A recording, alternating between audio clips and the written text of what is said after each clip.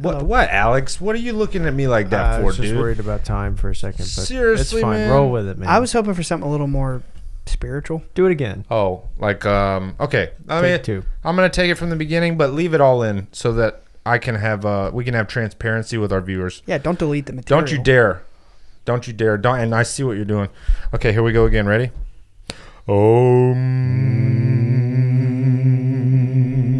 Hello, everyone. How are you today? I'm feeling great, but now we're presented with a problem. What? That's India. Well, hey, follow me. Follow me for a second. I just have a quick question. Okay. What did they used to call Native Americans? That's what I'm talking about. That's I'm just saying our wires get crossed somewhere. Thanks, Aaron. See, that's what I'm talking about. Christopher freaking Columbus, when he decided to sail the ocean blue in 1492. I remember that because of the rhyme. Yep. Okay. I like that. 1492, Columbus sailed the ocean blue. Okay. Yeah. Okay. I'm digging it. And then he came over and was like, this is India for sure, right? Yeah. I must have hit India because there's not another big old chunk of land right here between us. So this has to be India. So he's like, these people are Indians. Yeah, for sure. And then they were like, we're not. And he was like, yeah, you are.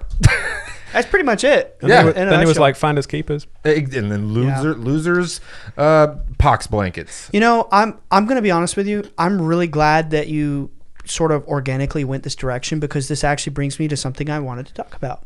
Yeah. Like something that was actually on my agenda to talk about. And you just you're both going to laugh at my earnest noise? I'm not allowed to make an excited exclamatory. You're very. What is this, man? Am I in prison? We're whitewashing history. God. That's what we're doing. Okay, I'm not happy with it. But anyway, to get on to the thing that I actually wanted to talk about. Fine, whatever, dude. To talk about the real history, right? Mm-hmm. Because those dudes at the top, they do be changing history. They do. All right, so hear me out. I'm going to get serious for a minute.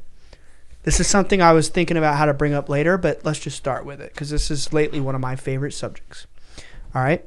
So, as you said, 1492, Columbus sailed the ocean blue, right? Damn, he's spitting. Right? It's got bars on it. Yeah.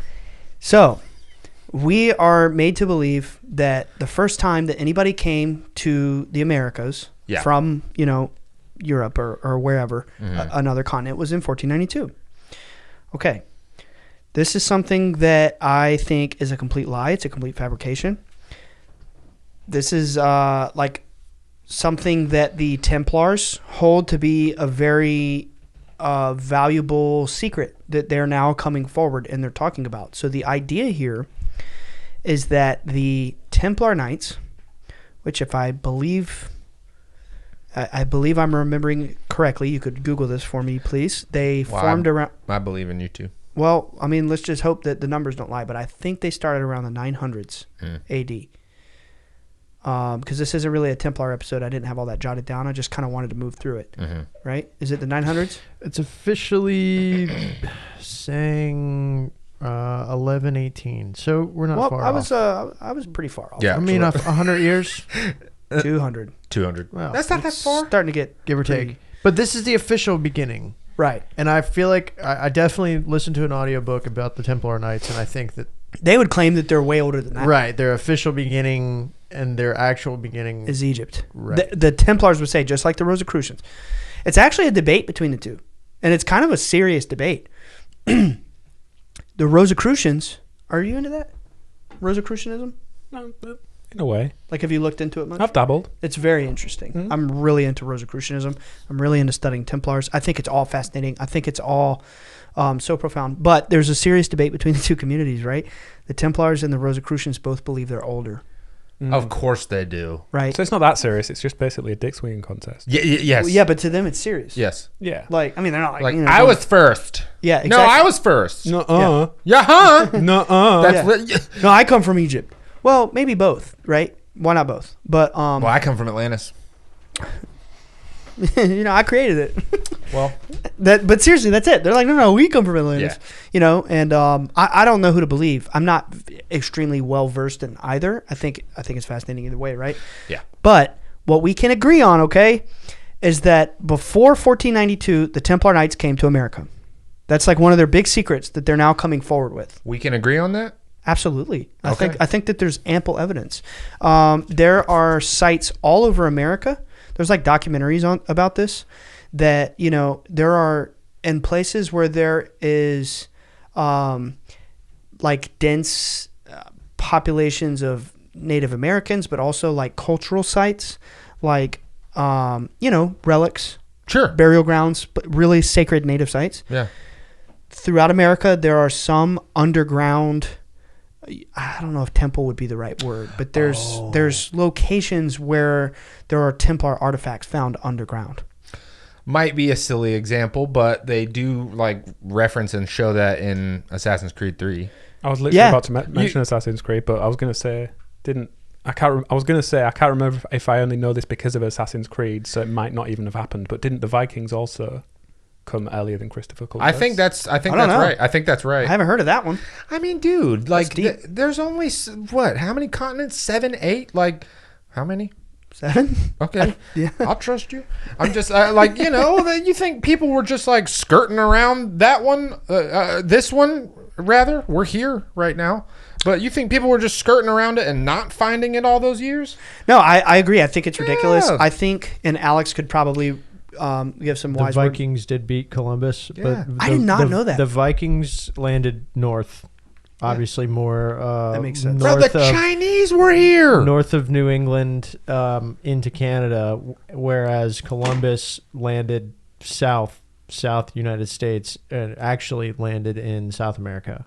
Uh-huh. So vastly different worlds. Yeah. If you think about it. No, they're literally whitewashing history. They're literally like they're changing. Okay, the question is why, right? Okay, I think maybe the authorities at the time, or as Alex could elaborate on, who writes history, right? The victors. Why? Because you won, right? So yes. You want your people to know how you won, and you want that to fit in a way that you remain in power. Right. It's control. Yeah. It's to propagate and proliferate control. Yeah. Yeah, it's like, well, we already won and burned all of the history and culture, so we might as well just make these people believe exactly what we want them to believe so that we can control them as long as possible. Yeah. I also do think that there's kind of a human element, though, that, people generally do things for a reason they think is right. Yeah, but nobody thinks that they're the bad guy. Right. Absolutely. And I love talking about the morality of war, and I brought it up on the show many times. But if you're fighting to protect your family and the things that you've worked for, is killing for that good? Is killing to protect your loved ones morally good? Yeah. I mean, it depends on if you're being told if it's for that reason or if it's because it literally is for that reason. Right. I agree. Like if it's in your face happening right now and you have to act to protect your loved ones, then yes. But if you're being told that and you are going somewhere else to do that and you think you're protecting your people and whatever, but you are literally like going to them to kill them, it's like, I don't know about that. I mean, from the outside, it's easy. Well, sure, but I mean, just fundamentally, it's like, are they here right now in front of your face? Like, no. Well, then it's a gray area. At that point, it's at least we can agree a gray area, because it's like, well, how do you know? How do you know? You're being told, right? Yeah, it's such an interesting topic. Yeah, that's one of those ones that's just like really hard to like put right. a finger on it and know the exact answer. But all this Christopher Columbus stuff is fascinating. So if you talk to a Templar Knight, they would say, actually, you know what? If you just Google an image of Christopher Columbus' ship, I'm gonna do it right now, dude. Let's do it. Let's all do it. Well, you can keep talking. I actually want to see it with my own eyes to make sure I'm not spitting lies here. Okay. Christopher Columbus ship. Did his ship have like a cool name? Oh, perfect. No, I was telling the truth. If you look at Christopher Columbus's ship, Oh, damn. there are Templar crosses. Yo. Right? Okay, hear me out. The Templars will tell you, and yes, I have actually talked to some about this. The Templars would tell you, okay, you want to know why Christopher Columbus had a Templar cross on his ship? Because the real reason that they claim, which I do think it's true. I think it makes a lot of sense. I think the bastards at the top of humanity are just completely changing history. They don't want us to have the true secret history of the world, right? The Templars were coming to America for hundreds of years.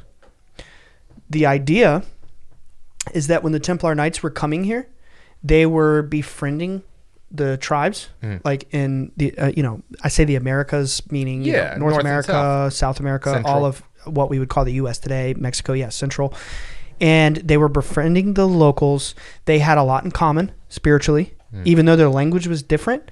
It has been suggested by people in, you could say Templar orders or whatever, that, like, for example, if you know anything about Freemasons or certain initiatic traditions like Templarism, they have secret handshakes. So, you know any of them? No, I don't, actually. Damn it. I mean, I've read some online, but it's like, how could I know unless I ask somebody? And they're like, yeah, that's it. You know what I mean? I just wanted you to teach me one. I don't know. Ask a Mormon.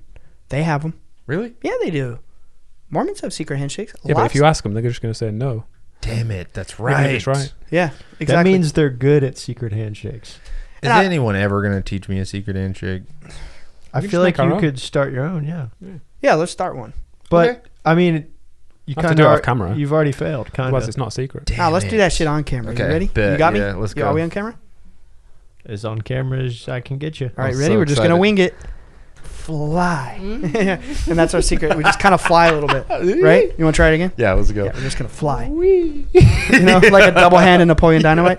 Yeah, it feels good, right? I kind of feel It actually free. does. Yeah, like we're flying together. Yeah. It looks good. We're rising Thank up. you. Yeah. It does, right? Thanks. Yeah. Awesome. But I'm sorry to inform you guys that this is just a handshake. you know what? You're not in the club. Dude, Well, the negativity, keep it over there. I mean, it's just the Keep it over definition there, of the man. secret. You Yeah, know, he did try to justify the yeah, but people you that- know what? The secret part of it is we're communicating telepathically while it's happening. Yeah. Yeah, but it's not a secret now. Well, what we're saying is a secret. That's right, and you'll never know unless you Nah. unless Watch you- the podcast. Yeah, exactly. He did just try to justify why they'd be changing history, so I'm suspicious of him. Yeah, he's the one. That's why. Yeah, he's the one. He's the one. I that- just made a case for it. I'm yeah. not personally. I mean, I'm gonna be honest with you guys. Like, if it were me, I would, paint myself to be a little bit better. And that's why you'll never be mayor If of I this had town. to, if I took over a country and then I had to draw a picture about how it happened, I mean, I'd make my muscles look a little bigger. Well, Oh, that's really? one thing, man. Lying about the size and shininess of your muscles is one thing, okay? But lying Well, about that's where it starts. and then it's slippery. lying about entire cultural, Devastation. sacred things, discoveries. That's kind of a different story. But the idea is that the Templars were coming here for hundreds of years. They were befriending the locals, right? That they had sacred sites that they were building underground. Allegedly, okay, I know this is kind of getting out there, and then I'm going to come back to Native Americans and talk about some things that I have been interested in lately. The Templars claim that they have not one, as we're told to believe, but 6 Arks of the Covenant. I know, right? What? I thought there was one. That's what it said in Indiana Jones. And it melted that guy's face off. Yeah, right? Well, There's 6 of them? Yes, the Templars claim that there were many of them, and that in ancient times it was just like an electromagnetic device. When you read about it in the Bible, it's like this power comes down and it vaporizes people basically. Gives people radiation damage. Yeah, but basically it's like an electrostatic device. I don't know if I said electromagnetism, but like electrostatic, and then it can generate power and electricity, right? They claim that they were coming here for hundreds of years. They brought some of the arcs, and that there is, I'm not exactly sure where. I asked a friend of mine who's involved with a particular Templar order. He was like, I was like, is it Utah? He was like, maybe, I'm not necessarily sure. But the claim from some Templar Knights is that there are sites that there's like an agreement between Templars and Native Americans that their relationship spans hundreds of years. That there's like a vault in America where they're keeping some of these Arks of the Covenant that's like protected by Native Americans. Guys, we are so excited to tell you about our first brand deal with Stigma Hemp. We are so pumped to be working with them. These people are amazing. We've been working with them for a couple of months now. They have an amazing product. It's a family-owned business, and we really, really believe in the product. Ryan, tell them about some of the products that Stigma got. Yeah, so they got these delicious THC teas, seltzer waters, gummies. I would personally say they're the best gummies I've ever tasted. I would too. In my humble opinion. And that milligram is just that perfect dose to have a good night without all the, the freaky thoughts that gummies usually bring. No, but seriously, it's a great product. Josh is a great guy, the founder of Stigma Hemp, and I really am excited to partner with them, especially knowing that he is personally very interested in UFOs and the UFO space. And I just couldn't be more excited about it. Yeah, guys, they have CBD, they have THC, they have capsules, they have gummies, they have drinks. They have these awesome CBD and THC drinks that are 0 sugar, 0 calories, 0 alcohol. It's just pure either CBD or THC, and it's all in like relatively low doses, so it's manageable. It's a really, really good product. We've tested it ourselves many times. It's fantastic. They even have like sleepy time stuff that has melatonin. We really, truly, actually love this product. It's amazing. So we got a little special offer for our listeners. Yes, we do. Tell them about it, Ryan. Go to stigmahemp.com and use code BSS at checkout, and you'll get a nice little 30% bump off your price there. And, get you some tins of gummies and just have a good time with them. Stigmahemp.com, code BSS. Get that. Whoa. Yeah. What if one of the places is Skinwalker Ranch, and that's why all the weird shit happens? Whoa, hold on. And one of the things now that the Native Americans might have used to protect it is skinwalkers. I mean, I don't know. I can't. It's an interesting theory. What I've heard about Skinwalker Ranch is that the Ute natives were practicing some pretty strange and bizarre, like sort of black magic things many, many years ago, which could have caused some sort of vortex. Yeah, you could say, the stuff we talked about, the New Agers and the hippies say, like the vortex, the portal, that there's like a collection of energy there.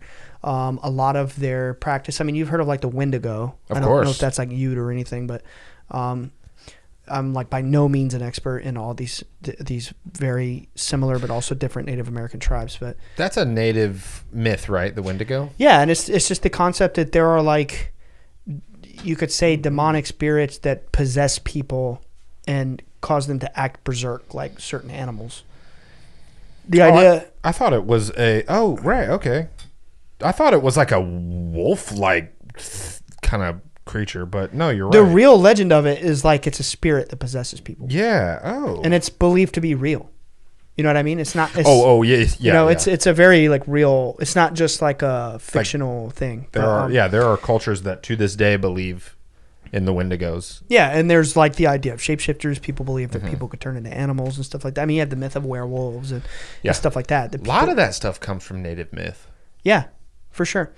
But so the idea there is that there had been a relationship established between native cultures of the Americas, Templar Knights, like you said. I mean, Chinese people were coming, Viking people were coming. I didn't know that. I had no clue about that. But so then I want to open a deeper question. Okay, so the Templars came, they befriended these people. They found a kinship with their spiritual knowledge. There are Templars who claim that brothers from Templar orders can go to like brothers from Mayan order in Mexico, and they have the same exact handshake. Literally same. By the way, they're like all the way across the world, and we're talking all these years ago. How do they have the same handshake, right? So the Templar that performs the proper handshake to the I don't know what the term would be. I don't know if it would be shaman or priest or whatever, but member of some secret order in Mexico. When they perform the handshake, they're now considered a brother, so they can participate in their ritual. They can participate in their ceremony. They have a kinship. You know what I mean? Yeah. I thought we had different languages. Right. that's kind of a universal language. They're welcoming them into the same traditions and the same different language, like different culture unspoken across a whole bond. sea. How do they have similar? You know what I'm saying? And then you get into Native American beliefs, and it's amazing. So there's a couple tribes that I wanted to focus on today, just looking into, because I think that they have like a specific relevance to UFO phenomenon. Something that has actually been indicated to me at some point in my life by people in, you could say, the CIA or whatever. They're like, you need to look into this. I was like, okay. It relates to your family. It relates to the phenomenon. It's, just look into this. And so we're going to talk about that. But I also think that there is a theory to be posited that if we think about the idea, we talk about it on the Wisdom Tradition series, that there was this idea of Atlantis, that at one point there was one knowledge, or as you said in the cymatics episode, like the story of the Tower of Babel. We all had one universal language, a universal understanding. You could compare the story of the Tower of Babel to the story of Atlantis. Or the story of Lucifer, right? Yeah. We're climbing higher. We're seeking a higher status in the universe or the cosmic order, as the story of Lucifer goes. He looks at God's throne and he says, I deserve that. Deserve to be there. Yeah. This is my place. I shine higher than all the other angels. It's very egotistical, very rebellious to the law and order of the universe, which is a sacred thing. It's not to be tampered with. And, so one theory is like, again, maybe we were all that soul. We were split to earth and to many fragmented psyches to have all these different experiences, and we're all evolving up to like a higher order again. Or like the Tower of Babel, maybe at one point we were one people, we had one language. Similar thing, maybe we got to some level of hubris where we're like, okay, your language is split. Or what was the other one that I said? It was Tower of Babel, Atlantis, and that. It doesn't really matter. I can't remember. I said a third one. I thought it was just those. Lucifer. Oh yeah. Well, then the third one is Atlantis. The idea that we were like a precursor society and we destroyed ourselves through black magic, through evil practices, through the left-hand path, through, seeking to serve our ego, but we have these higher abilities of consciousness, magic, spiritual. It's the same story. It's the same story. It's just many different blueprints of it. Different iterations. I think that there maybe is an argument that could be made that there are little whispers of the knowledge of Atlantis that are spread throughout ancient America, throughout the Native Americans of, the U.S. today, through Mexico, through South America, through, Canada. And so I wanted to pull a couple things from Manly P. Hall, because Manly P. Hall is one of my favorites. This is from The Secret Teaching of All Ages. So keep in mind, it's written in the 1920s. I'm just going to read it word for word. But so this is, kind of an archaic language. But anyway, so he says, the North American Indian is by nature a symbolist, a mystic, and a philosopher. Like most Aboriginal peoples, his soul was in rapport with the cosmic agencies manifesting about him. Not only did his Manitos control creation from their exalted seats above the clouds, but they also descended into the world of men and mingled with their children. It says their red children. I'm just reading it word for word. Yeah. I know. The gray clouds hanging over the horizon were the smoke from the calumets. I don't know how to say that word. The calumets of the gods who could build fires of petrified wood and use a comet for a flame. Interesting, because when you talk about Hopi prophecy. The American Indian peopled the forests, rivers, and sky with the myriads of superphysical and invisible beings. There are legends of entire tribes of Indians who lived in lake bottoms, of races who were never seen in the daytime, but who, coming forth from their hidden caves, roamed the earth at night and waylaid unwary travelers, also of bat Indians with human bodies and bat-like wings, who lived in gloomy forests and inaccessible cliffs, and who slept hanging head downward from great branches and outcroppings of rock. The red man's philosophy of elemental creatures is apparently the outcome of his intimate contact with nature, whose inexplicable wonders become the generating cause of such metaphysical speculations. In common with the early Scandinavians, the Indians of North America considered the earth, the great mother, to be an intermediate plane bounded above by a heavenly sphere, the dwelling place of the Great Spirit, and below by a dark and terrifying subterranean world, the abode of shadows and of sub-mundane powers. Like the Chaldeans, they divided the interval between the surface of earth and heaven into various strata, or layers, one consisting of clouds, another of the paths of the heavenly bodies, and so on. The underworld was similarly divided and, like the Greek system, represented to the initiated house of the lesser mysteries. Those creatures capable of functioning in two or more elements were considered as messengers between the spirits of these various planes. The abode of the dead was presumed to be in a distant place, in the heavens above, the earth below, the distant corners of the world, or across wide seas. Sometimes a river flows between the world of the dead and that of the living, in this respect paralleling Egyptian, Greek, and Christian theology. To the Indian, the number of 4 has a peculiar sanctity, presumably because the Great Spirit created his universe in a square frame. This is suggestion of the veneration accorded the tetrad by the Pythagoreans, who held it to be a fitting symbol of the Creator. The legendary narratives of the strange adventures of intrepid heroes who, while in the physical body, penetrated the realms of the dead, prove beyond the question the presence of mystery cults among the North American men. Wherever the mysteries were established, they were recognized as the philosophic equivalents of death, for those passing through the rituals experienced all after-death conditions while still in the physical body. At the consummation of the ritual, the initiate actually gained the ability to pass in and out of his physical body at will. Whoa. This is the philosophic foundation for the allegories of adventures in the Indian Shadowland or the world of ghosts.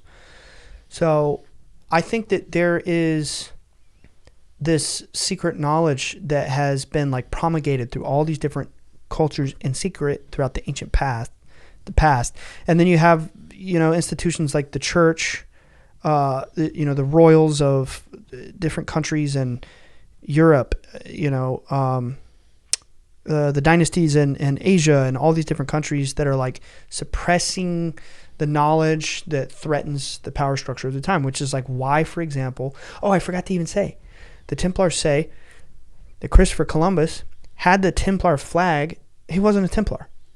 He had the flag on his ship because they knew, even at the time, that the Templars had been coming here for hundreds of years. No way. So they're like, well, if we fly the Templar flag, they'll welcome us. No way. Yeah. That is so. Then it was like well known back then. Yeah. And it's not as well known now. Like it's right. Like that's not something I've never heard that because they're altering history. Oh, that like sickens me a little bit. Yeah, but even worse, like they would fly the flag just to show up and be like, "Hey guys, Trick we're friendly." little, yeah, but it's pretty sick when you think about it. But anyway, so yeah, it's just it is weird. What's the motivation behind? Well, we don't want anybody to know that the Templars were here before Christopher Columbus. Well, then I guess, this great mission that they were embarking to do on behalf of, he was Spanish, right? So it was like this. I think so, right? Yeah, so it was this official, it takes away the power from the kingdom, Yeah, he was on Queen's business.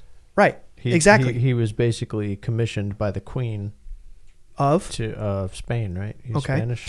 So the Templars, this secret mystery order, they were a mystery tradition, which at the time they were considered heretics by the royal dynasties and by the church. Yeah. In 1397, the King of France and the Pope got together. They're like, we got to burn them alive. They're heretics. They're subverting our power. They're building wealth that's higher than the combination of the Vatican and our kingdom, our treasuries combined, and they're teaching all this mystical knowledge. But really, they were traveling around the world, and they're like, yeah, it would be preserving artifacts. Yeah, it would be directly against their interest to let the people think or know, I guess, that like, yeah, the Templars have already been there. Like they're already there because they're heretics. Why would they want their people to believe and know that like the Templars already went there if they're supposed to be evil and heretics and whatever? That'd be giving them power that they don't want their people to know that, Man, it's kind of like the space race. Yeah, it is, isn't it? Well, yeah. But Christopher Columbus was born in Italy, but his voyages were sponsored by Spain, and that would have been the King Ferdinand and Queen Isabella, who provided him basically the ship's resources and money. So he was born in Italy and died in Spain. So he's Italian. Yeah. I didn't know he's that. Italian. I thought he was Spanish. That's interesting. No, he died in Spain and born in Italy. I always remembered there being like some sort of misunderstanding there that like everyone thinks that he's Spanish, but he was actually just working on behalf of the Spanish or whatever. I mean, well, he was sent to find India, right? That was the whole That's what I was taught in school. Right. That he thought he was going. He was just actually such a bad sailor that he founded a country. It's taking a really long time to get over here. He went the wrong way. In reality, he went the wrong way. Literally, the whole wrong. In reality, he was just like, I'm just going to land at the first piece of land that I find and call it India. See, I think that's BS, though, because the Templars have a different story. That they came over here for expansion, and that they flew that flag to trick the natives, you know? I mean, who knows? Who knows which one is true? You know, they're both opposing solid narratives. Strategy. Yeah, for sure. But, and I mean... That was definitely the time of, like, conquest and expansion, so that wouldn't be a stretch to believe that... Yeah, they're just trying to, like, you know, expand. So it's interesting. I think I'm just really particularly interested in like Templar stuff lately, and I think when you pull that thread that they were in America first, it opens a lot of other doorways. It is fascinating. I had no idea. It's a completely alternate perspective. It also changes the history of the world. The world, but like specifically America. When you think about the history of America, because we think about it as these you know, peaceful natives living here and their culture, and then Christopher Columbus was the first one to show up, first dude to show up ever. Yeah. They'd never. You know, the stories are always like, you know, the Native Americans saw Christopher Columbus's ships and their brains couldn't even comprehend what they were seeing, so they were invisible. Like, which is so bogus, by the way. Yeah, that's bullcrap. It's so bogus. But you know, people believe that. Yeah, I know. So, okay. I was getting ready to bring it up. You know what I'm talking about? What? I know exactly what you're talking about. How like they say like the Native Americans freaking literally couldn't see the ships with their eyeballs. It's like, that's not how eyeballs work, dude. Yeah. I think that there are a lot of preposterous lies that have been perpetuated on humanity. And I think your comment about the space race is interesting because wasn't it Russia who made it to space first?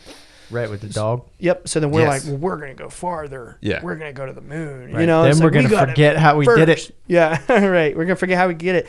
How we did it. We're going to hire Stanley Kubrick. Yeah, literally. Yes. Yeah. And then, you know, we're going to have video in public domain of astronauts telling elementary school children, we have no clue how to even get past the Van Allen radiation belt. It's like, all right. But, anyway, so back to the Native American stuff. I just think it's fascinating. You pull that thread, the Templar thing, and then, you know, it's like there's obviously a part of history there that we've never explored. And then you start looking at their other stuff. It's like, whoa, they're talking about they had the bones of Jesus.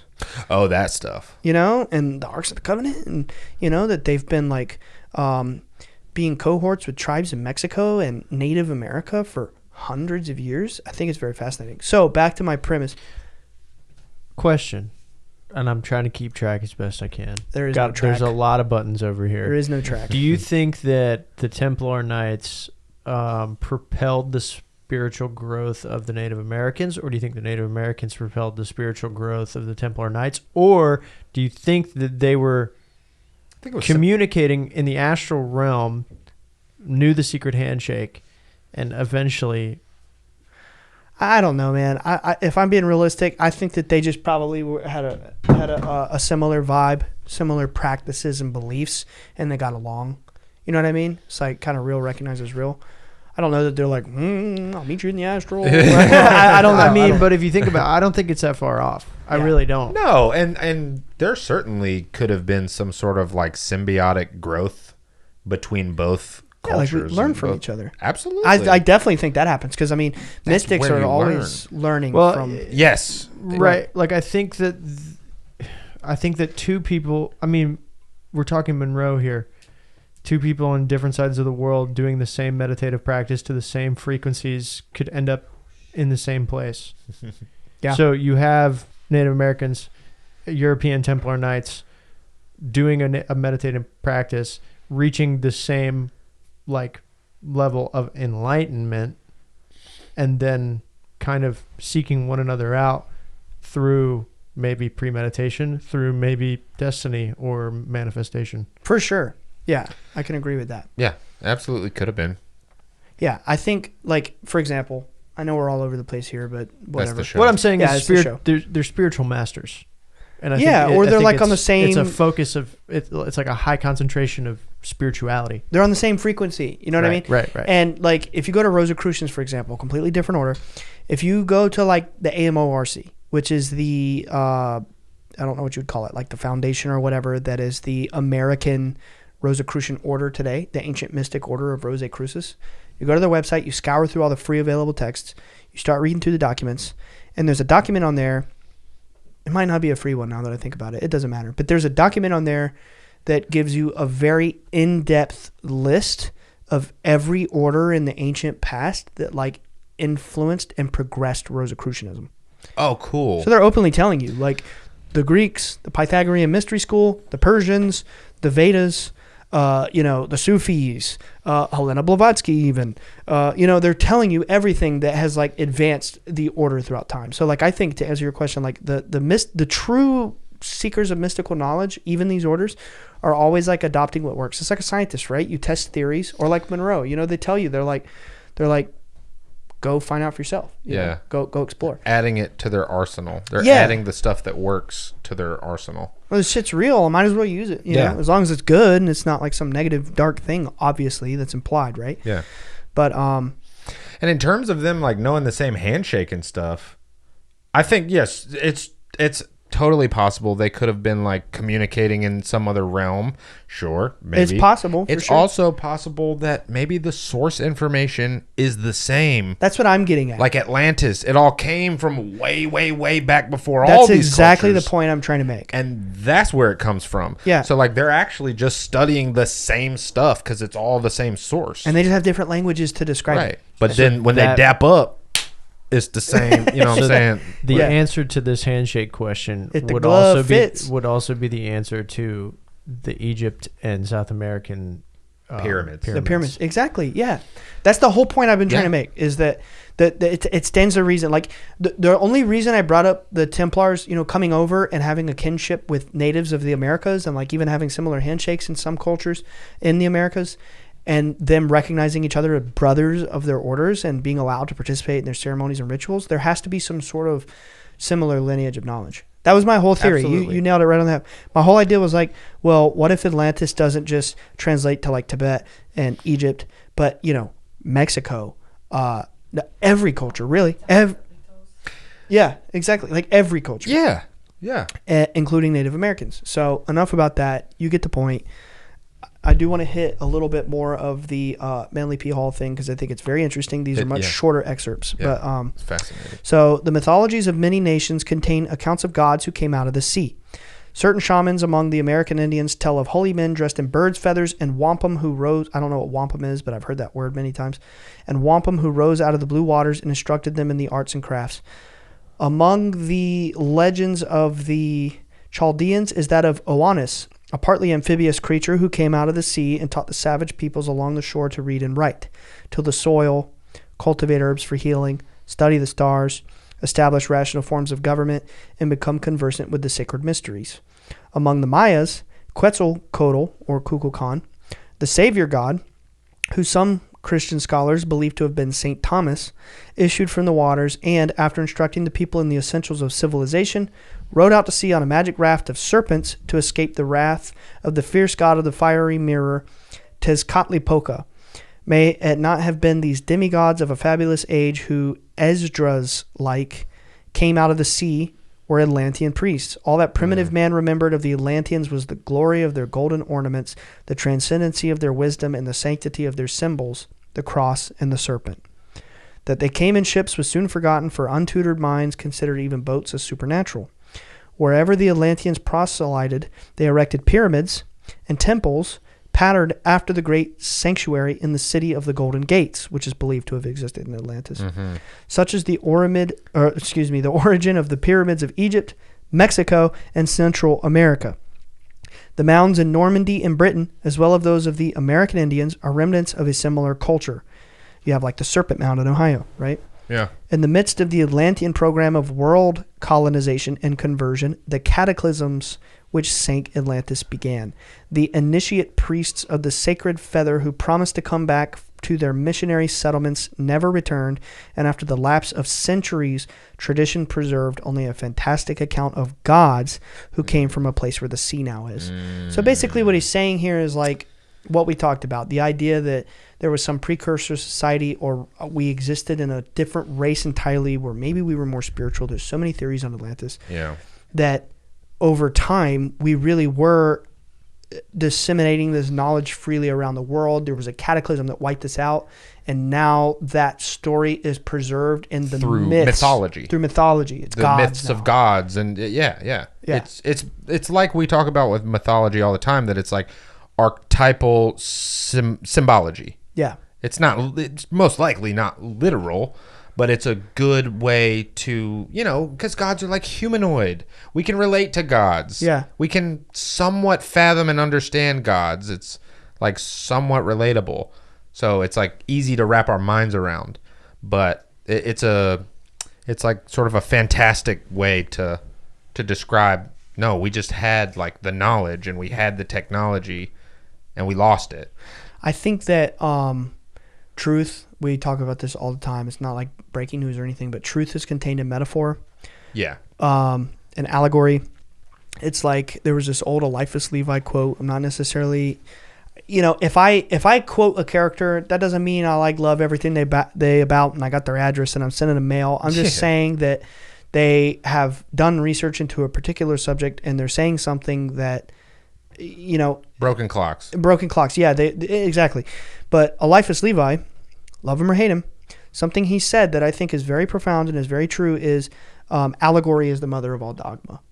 Oof, yeah. In other words, all mythological and religious dogma, or truth rather, comes from allegory. It's parable. It even says in the Bible that Jesus spake in parables. You know? And Lord knows I don't like this guy, but every now and then a broken clock is right twice a day. Aleister Crowley, one of the most, disturbing human beings around, at least in the information that, we all have access to, right? He has a very, very nasty body of material out there, but there's a couple things that he's said that I'm like, okay, that's actually true, right? Truth is truth, man. Yeah, and it was something that he talks about, and I do think that this is inherently true.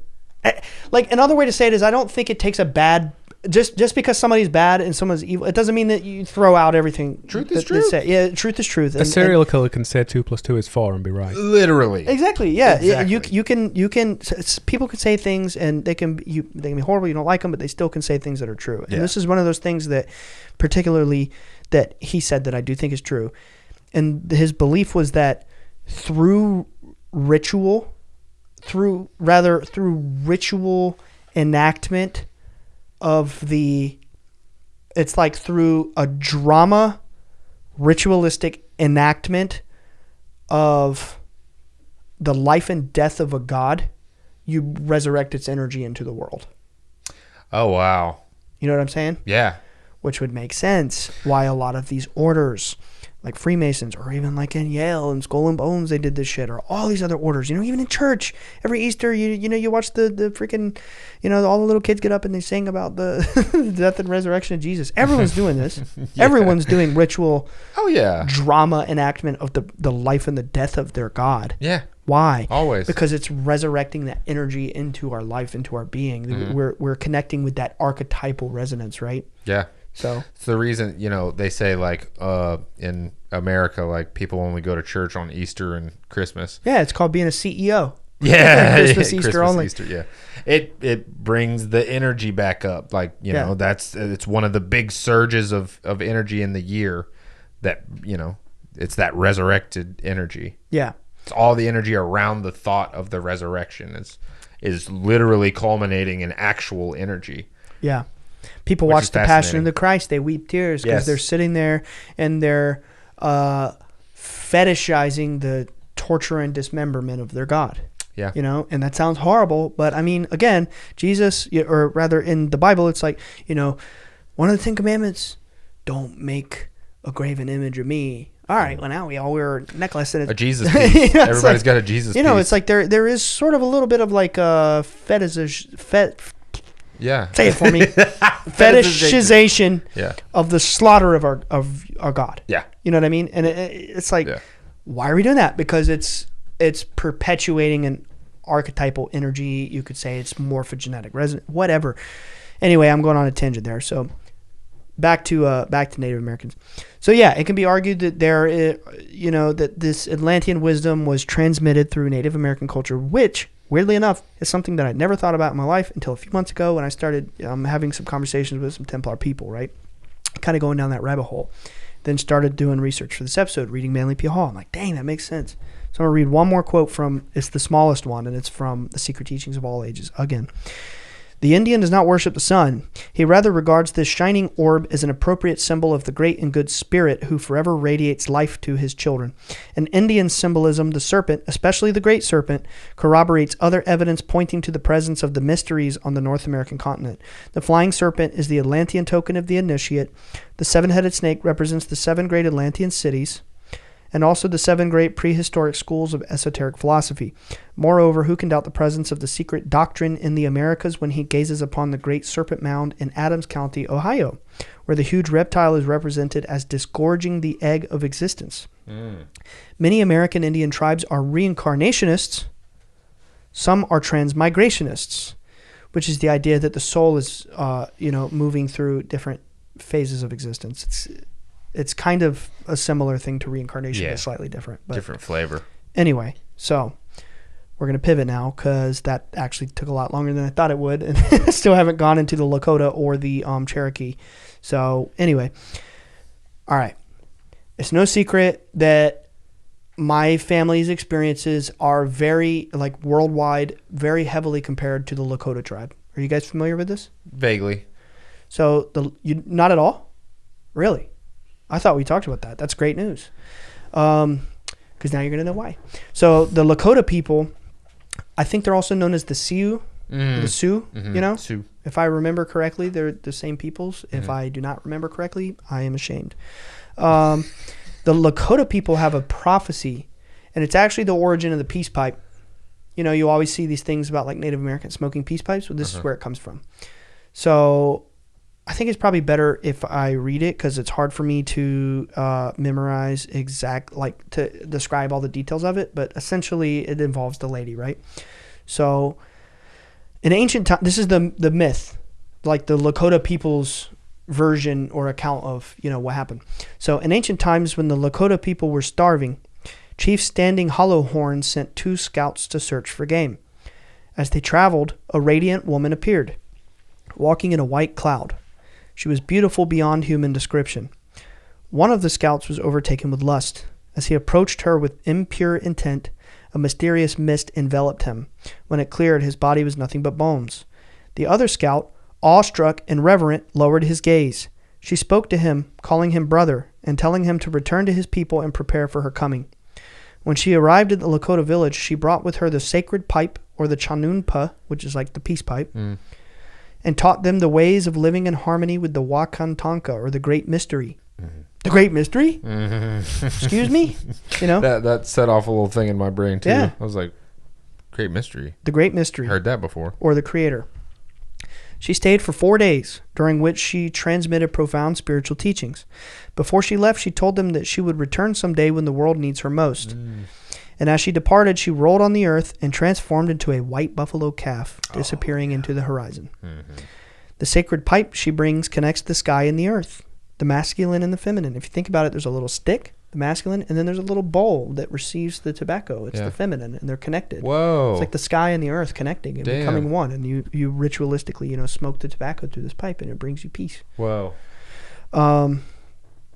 So it represents the masculine and the feminine, the visible and the invisible, just as the tree of life, the axis mundi, or the cross does in other traditions, right? Or it's also the idea of Amun-Ra, the invisible and the visible aspect of God. The idea that there's a visible spiritual sun that is the raw aspect of creation, but then there's Amun, which is the invisible portion. That there's the element of creation that we can't see, we can't sense. It's like the force, it's all around us. The natives of America, that is, they have this concept, the great spirit in the sky. It's everywhere. We breathe it. It gives us life. She taught the 7 sacred rites when she was there for 4 days, allegedly. Inipi, the sweat lodge ceremony. We all know about that one. I would love to do that someday, actually. Yeah. Purification really cool. through steam. symbolizing rebirth in the womb of Mother Earth. I don't even know how to pronounce this one, but I'm going to try. Hamblecheyapi, the vision quest, a rite of passage, seeking guidance or purpose through solitude and fasting. Ooh. They're getting harder. We won Yang Wachipi, the sun dance, a powerful ceremony of sacrifice, endurance, and renewal of the sacred covenant with the Wakantanka, or the great mystery, the creator. The Hunka, the making of relatives, creating bonds stronger than blood, the ritual adoption that strengthens community. So it's like brotherhood, you're increasing your spiritual family. I think that's kind of like, these orders, right? Oh, yeah. Yeah, Rosicrucians, Templars. Yeah. Asnathi Awi Chalowampi, the coming of age ceremony for girls, honoring the sacred cycle and role of women as life givers. The Thapa Wankayayapi, the throwing of the ball ceremony, a symbolic game where a girl throws a ball in 4 directions, teaching the pursuit of wisdom and balance. And then the Wanagi Yuhapi, the soul-keeping ceremony. It's a ritual that honors the spirit of the dead and helps them transition to the afterlife. And she imparted upon people several prophecies. These are relevant. The prophecy of the black snake. The black snake will come, and it will cross the land, bringing death and destruction with it. This is interpreted as an oil pipeline, bringing environmental destruction and threatening sacred lands and waters. Many people actually believe that maybe, do you remember the Dakota Access Pipeline years ago? They believe maybe that's it. I mean, how can we know for sure? But people were freaking, this is it. It's the black snake, Wow, that's it goes really far across the country. Yeah. And it was devastating to people's sacred land. Oh, it was like a serious thing. Huge back deal, then. yeah. Yeah, it was devastating. It was like relocating sacred sites against their will, The prophecy foretells that many will rise up to stop it, and a great spiritual awakening will follow. Timeline checks out. The black snake is also symbolic of greed, technological imbalance, and the disconnection from nature. Prophecy number 2, the return of the white buffalo calf woman. I think that's already happening. The white buffalo calf woman promised that she would return during a time of great need. When the earth is sick, the animals are dying, and the people have forgotten the sacred ways. The birth of the white buffalo calves, by the way, like 2 or 3 have been born in the last few years. Yeah, I was going to say, last year one was born. I've seen the articles and stuff, yeah. It's kind of uncanny that it's happened so frequently in the past couple. Extremely rare. Right, and it's happened 3 times. I think it was 2. I think 2 have been born in the last 5 years. One was born last year. The internet was freaking out. It's the return of the white buffalo calf. It's like, come on. Duh. Yeah. Also, I think it's in Israel. There's a similar prophecy, but it's about the birth of the red heifer, which has also happened. I think prophecy everywhere is starting to, it's all aligning, Like I think many different cultural prophecies are simultaneously becoming true. And I think they're all connected, right? So the birth of the white buffalo calf is seen as the fulfillment of this prophecy, signaling the return of the white buffalo calf woman into the world. They are said to mark a turning point in the balance, offering an opportunity for healing, unity, the reawakening of our connection to nature, and the great mystery. Actually, apparently multiple have been seen since the 1990s, but I mean, literally one was born last year. I was posting about it on Instagram on my story. The time of the rainbow warriors. This is my favorite one. So this prophecy is not technically originating from Lakota, but it's embraced by Lakota elders. There will come a time when people of all colors, creeds, and backgrounds will come together to protect the earth. They will be called the rainbow warriors. Many colors of the rainbow, people from all these different religious and spiritual faiths coming together to bring forth the great mystery back into the world. So we're the warriors of the rainbow. I like that. They're not soldiers, but peaceful protectors of life, spirit, and earth. It says ancient knowledge will awaken in people from many nations. It reflects the cross-cultural resurgence of indigenous wisdom, plant medicine. I mean, about time. And ancestral connection. What? You like? I'm sorry, I'm backtracking a little bit back to the prophecy. Please.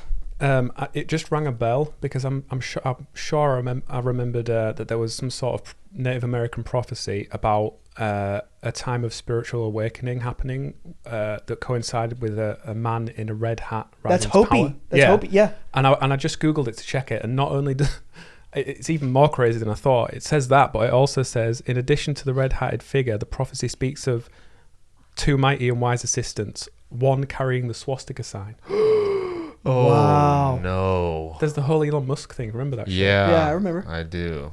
Oh, Wow. my God. That's interesting. But Whoa. so elaborate on the prophecy. It's saying that these are things that will happen that will be signs that. Wait, let me read it real quick. Yeah. Whoa. And that's, just to be clear, that's Hopi prophecy, which Yeah. I was going to hope. Yeah. The Hopi prophecy about a man in a red hat is a significant element within the spiritual and cultural traditions of the Hopi people. According to the prophecy, a man in a red hat will emerge during a time of great upheaval and transformation, bringing about a period of purification and change. Whoa. Interesting. That's deep. They also had the Kachinka comets, the red and the blue comets, which they call them Kachinka. And I think it was last year or the year before one of those happened. It was like a significant celestial event. Alex and I were talking about it on Full Disclosure. I could not quote that exactly which episode that was because we don't even write descriptions in them. But there wasn't an episode where we almost entirely talked about So Kachinka. they're meteors, comets? Yeah. The Hopi said that there would be a blue and a red comet. They call them Kachinka. And it's like a great sign in the heavens that when this blue comet, and then it's either the red one first and then the blue one, or they I can't remember which order. And a few years ago, there was a comet, or it might have been last year. I really can't remember. It was in the old apartment that we just moved from last year. There was a major comet event that at that time everyone was hyped about, and me and Alex did a whole Full Disclosure basically about it. Remember? Talking about Kachinka and the Hopi prophecy, and we went through the several. We might have even talked about the red hat thing back then. We didn't. No, that's news to me. I've talked about that with somebody. I can't remember who. Yeah. I don't think we've talked about that on air. I do remember talking about the comments. It was just a while ago, probably 50 episodes ago. Yeah, at least. What if A year. What if the comets represent the red and the blue parties? Maybe. I never thought about that. Just a thought. Yeah. Yeah. It's a lot of discord. Yeah, that shit falling apart anyway. Yeah. But There was a blue comet though. yeah, there was. There actually was. Was that around the time we did the Full Disclosure? Let me look it up, man. Might as well. I'm just gonna type Kachinka comet, even though they didn't call it that. But I'm. Nah, this is from 5 years ago. Yeah, no, it wouldn't have been that. Oh, they call it Kachina. I've been sitting here saying Kachinka. It's Kachina. But I know there was a comet a year or two ago. It might be hard for me to find right now on the fly. I would probably have to do some more digging. But I want to say it was last year, dude. It is pretty wild, all of these different like prophecies all kind of happening all around the same time from different cultures, different places in in the world. Like the idea of this the blue star Kachina, right?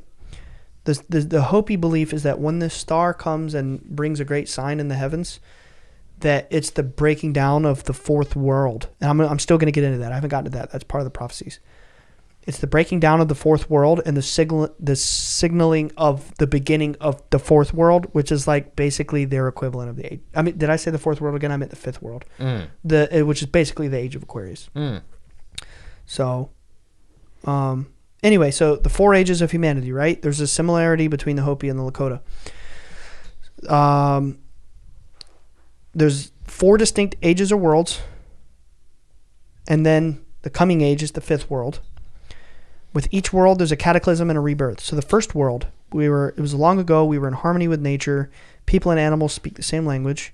Second world, division, conflict, forgetting the sacred. The third world, materialism and violence, rise of empires. I think that was probably 2,000 years ago when the empires started coming up, the Roman Empire, all that stuff. The Bible was written. The fourth world, the current age, we're spiritually sick. We're disconnected from nature. The fifth world is the coming age, which is the time of restoration, spiritual renewal, and unity with the earth. It's like Aquarius, And the idea is that when the white buffalo calf woman returns to the world, that we'll be entering the age of the fifth world. Aquarius. Yeah. They say that there are signs of the earth being sick and the call for the rainbow warriors from around the world to return to their ancient truths and begin, the process of healing the world. So the mysterious signs are like animals dying suddenly and mysteriously, unnatural weather patterns, the disappearance of important parts of the ecosystem, like birds and bees. Fires and floods across the land. Hello. And people forgetting how to pray. It's all happening. Yeah, I mean, that we just had, this year or last year? When was it in the Appalachian Mountains? It was a flood that happened up in the mountains of North Carolina. September of last year. That they were calling like 1,000-year flood. Like, it was such a rare flood. I mean, flooding in the mountains is like it's unheard of. And there were entire cities just wiped off the face of the mountain. Washed away, gone. Places that, we've all visited our entire lives, like growing up as kids and stuff, like a generational 1,000-year storm swept through and flooded, like, so rare, and it came out of nowhere. For a lot of people, it was the end of the world.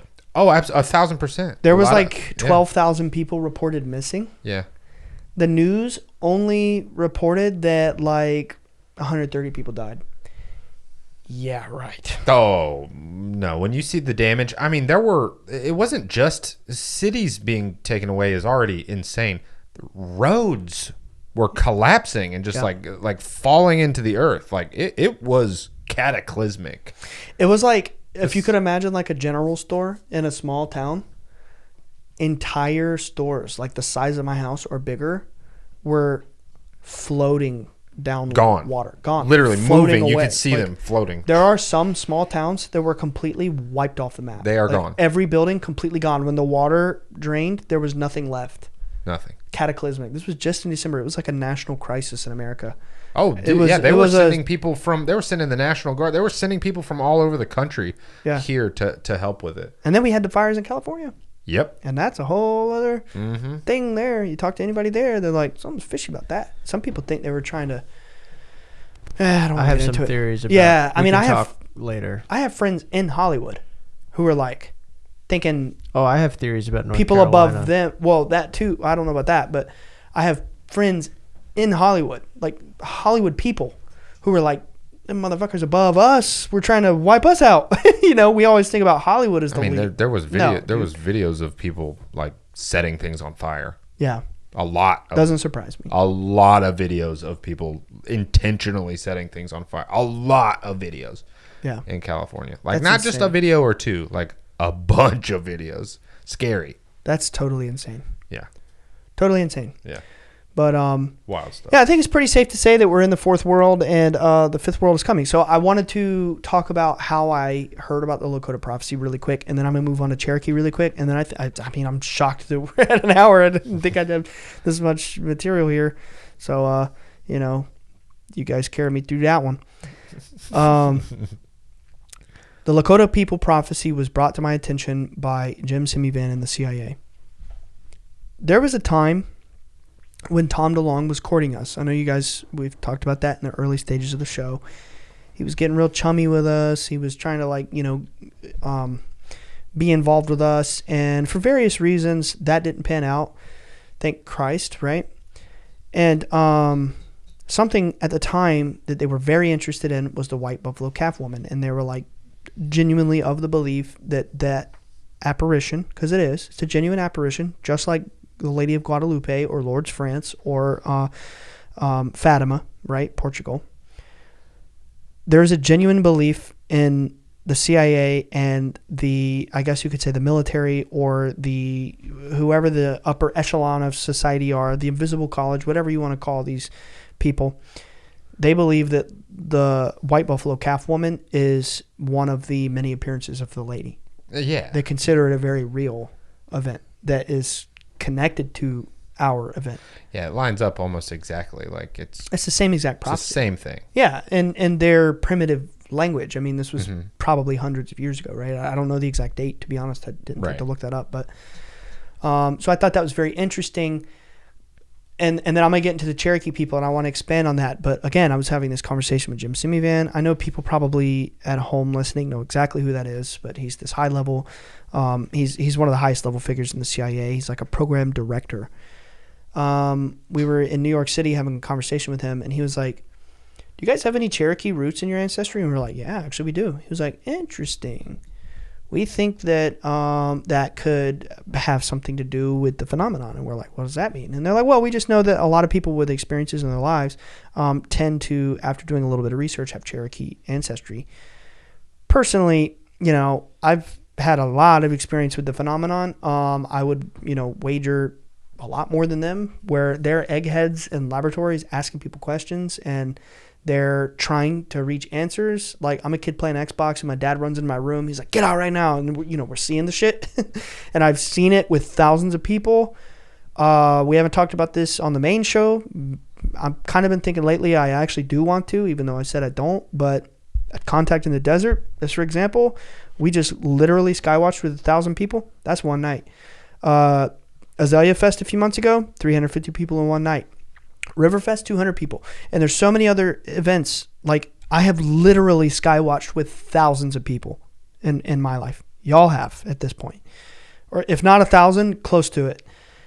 There is no possible way that of the thousands of people that I've seen in my life, that every one of them have seen the phenomenon, that they all got Cherokee. Yeah, no. You know what I'm way. saying? Yeah. No. Maybe there's some weird correlation there, but I don't think that necessarily has anything to do with it. No. But he was telling me, he was like, look into the Cherokee. Look into their spiritual belief. We believe, when I say we, I mean like the people in the program, right? Mm-hmm. The CIA, whatever.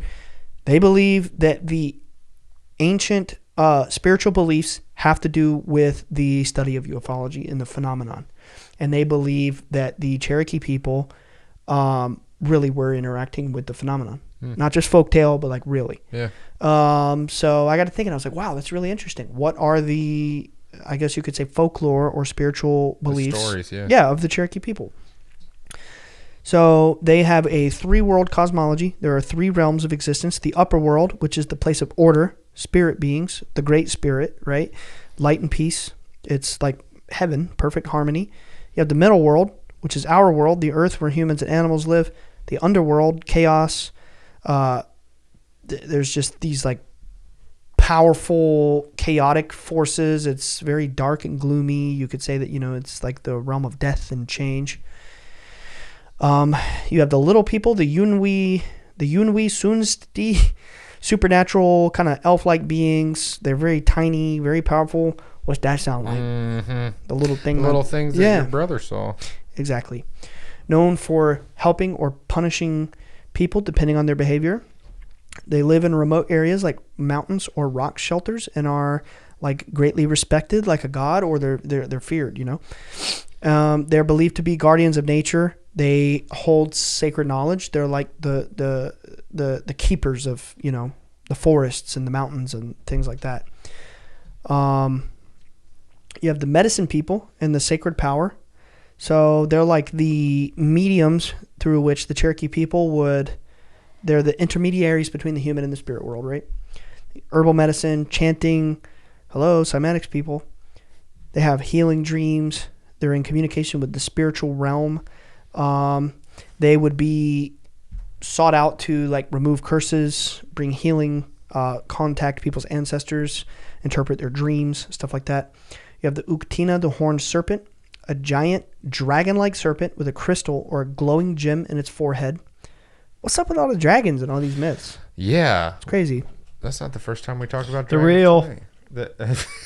What episode number is it, Ryan? I don't know. Dragons? 159? Fact check it, Alex. Fact checking. You go right along, sir. They possess great, immense spiritual power, the horned serpent people. And killing one of them was thought to bring great, powerful abilities. What? 133. Dang. I don't think that's close enough to be considered. Episode 133, dragons, everybody. Shout out what did dragons. we decide? Do you have like a 10-episode grace period or something like that? Yeah, but that's well outside of that range. Yeah. What is 159, though? You got to find out. Animal spirits and shape-shifting. We talked about skinwalkers, wendigos, stuff like that. They believed that people could shift into animals or that spirits could shift into the form of animals to interact with us. Obviously, the phenomenon does that. I've seen it. You guys have seen it. Let's see. There's obviously a specific symbolic meaning attached to each animal. Like bears are like strength, transformation, and healing. Owls are like a death or a warning, an omen, if proper rituals aren't followed after death, they believe that like ghosts can linger after you. The nighttime was generally considered to be a lot more spiritually active. They wouldn't even perform certain rituals after dark to avoid attracting certain spirits. And you could have dreams of the dead, which in Cherokee belief is like a warning or a message from the spirit world, right? The sacred fire, there is a council house where there would be a fire lit, believing to be a living connection to the spirit world and the creator. They would perform fire ceremonies to maintain the balance of the world, used in purification. They would all sit around a fire and they would tell sacred stories and things like that, talk about their ancestors. What? 159. Merlin. Nice. Merlin. Nice. Very nice. Yeah, there's a lot of Merlin coming up tonight. Strange coincidence. Yeah. They believed fire was a living being. She said, must be those English folk. Yeah, right? Those fuckers. And yeah, I don't have to go into all of these beings if you guys aren't vibing with it, but there's the thunder beings. They're the sky spirits who create the thunder and the lightning. They would enforce spiritual law. They're kind of like angels, I guess. They're seen as warriors or messengers of the Great Spirit. They would be called upon for healing and protection, associated with birds of prey like the eagle or the hawk, or like Zeus, or like Ra and Horus, you know. The immortals, spirit beings who appear human. They live in mountain cave villages and possess supernatural powers. I've actually read accounts because this guy Jim, he actually gave me a massive book about Cherokee. I started thumbing through it. I got bored. I was like, I can't read all this shit. But I did read this part about the immortals. And there are actual ancient Cherokee accounts of people that claimed that they went into caves and talked to these spiritual beings that would like give them signs and wonders and messages and things like that. And I thought that was very interesting. Whoa. Like ancient spirits? Yeah, they're just they dwelling in caves? Mountains, yep. My gosh. They look like humans, but they're like immortal, godlike beings. There are ancient Cherokee stories about entire families just taken and like being missing during like the Trail of Tears and other things like that. They are believed to not age or die. They live in a parallel spiritual realm closely tied to the mountains, the caves, the rivers. I don't know. I guess you could say like a vortex or, you know, a fairy circle, as, you know, the Druids or people in England might say. But very fascinating. You have obviously the creator. I don't think I talked about this one yet. The supreme being, Unet Lanvi, the name for the great mystery, you know. It's non-dual, meaning it's outside of duality. It's just like this archetypal universal force. It's omnipresent. It is the source of all life, spiritual law. It orders the universe. It's not personified in stories, but it is present in all of the sacred things like fire, water, mountains, the rivers, the wind. It sounds literally like the esoteric mystery traditions, you know? Hello, handshakes. Maybe. That's what you got. Imagine handshakes, man. That means something. Yeah. They have the same mysteries. The rivers, the wind, the handshakes. Bro, can you paint with all the colors of the wind? That was in my head when you were saying that, by the way. It's a beautiful song, okay? Obviously, it is. They have, and then this is the last one. They have like witches. They have obviously dark, you could say like satanic or demonic spirits. They call it the Raven Mocker. Oh, that's so sick. That's cool. The Raven Mocker. It's a good band name. Yeah, it Raven is, isn't Mocker. it? Yeah, that's awesome. Album. I love ravens. I love crows. I have this gang of 4 white cranes and 2 crows that nearly every day are just kind of hanging out in my yard. It's like a lot of times when I'm out there taking out the trash, mowing my grass, whatever, I keep finding that crow's feathers. I'll be seeing them when I pull up. I want to pick up a crow feather, but I'm usually like on my lawnmower and I'm like, I don't want to jump off, but I really want to keep one of the crow feathers. You know, it'd be sick, right? And one of the crane ones. Yeah, I haven't seen crow feathers. You shut up, Raven Mocker. On your place, trash. Oh my God! What? I'm kidding. I'm being the Raven Mocker. Well, but he's not the Raven. I was being the Raven Mocker. He's the Raven. Yeah, I was destroying his spirit. Damn. And that's an example of, the kind of things that they would do. I don't think so. I don't think that was ever part. And the kind of nothing that you read would suggest that they're bullying the other people like that. It says that they are very. Alex, are you okay? No. Shut up. Oh my God. doubling down on him, dude? What the hell? Jeez. You're one of those demonic ancient spirits. The Raven Mockers. Yeah. Oh, okay. It says that they're feared spiritual beings that feed on the lives of the sick and the dying. Okay. Yeah. You're a Raven Mocker, bro. They appear at night. What the hell? Only the medicine men can see them. All of you can see me. You're medicine men. Oh, shoot. Yeah. We're the medicine men. They're associated with evil magic and are said to mock the dying and take the remaining life force. I'm just showing you how they did it. Alex, are you dying? And, No? Okay, good. You know, You the sure? medicine people would banish them through ritual. Damn. Well, I mean, I'm not getting closer to being born. That's so. fair. That's fair. Yeah. True.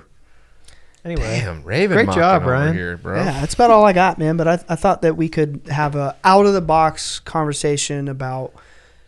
when I went into this, I was like, Native Americans, how are we going to talk about that? I wanted to, just posit the theory that maybe there was the connection to Atlantis, and then I wanted to go into the, the phenomenon stuff and how it ties into our story. So I'm all out of bones. Well, okay. Even though you were being mean to him, dude, I'm going to congratulate you and say good job and well done. Thank you. Very good.